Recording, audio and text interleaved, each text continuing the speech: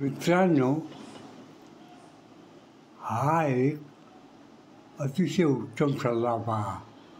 जशास तसं वागावं माणसाने. कारण समोरचा जोपर्यंत स्वतः दुखवला जात नाही तोपर्यंत त्याला दुसऱ्याचं दुःख चिंतेचाच विषय वाटत राहतो.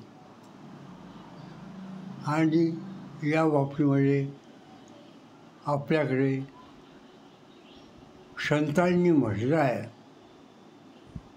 भले तर आम्ही देऊ काशीची अंगठी नाठाळाचे कामाची हानुकाची.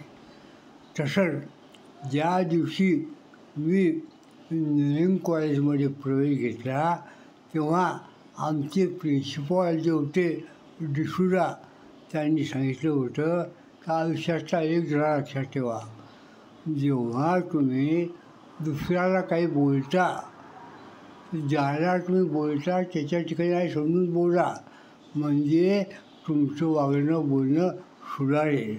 आपल्यामुळे कोणी दुखवायला नको.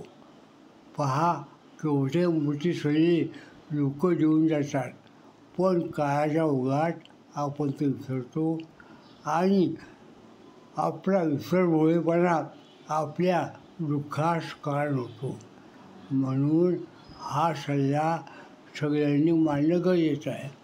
आणि जेव्हा आपण एखाद्या माणसाला दुखवायचा प्रयत्न करतो तेव्हासुद्धा हा सल्ला मानावा, जेणेकरून संसारामध्ये हे जे अनेक प्रकारची दुःखं आहेत त्यातलं थोडं दुःख कमी होईल. थँक्यू. माय सेल्फ रामदास खंडागळे.